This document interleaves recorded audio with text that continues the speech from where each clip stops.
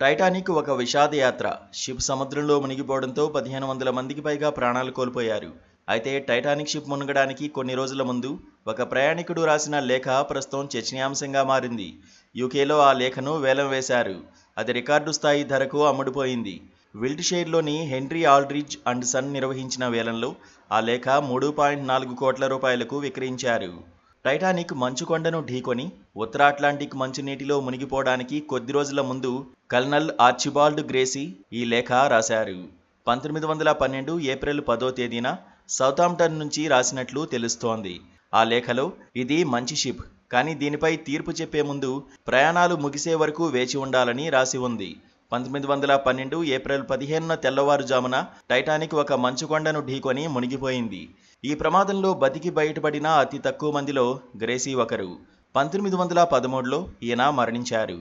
అయితే ఆయన మరణానంతరం ఈ లేఖ భారీ మొత్తానికి అమ్ముడైంది.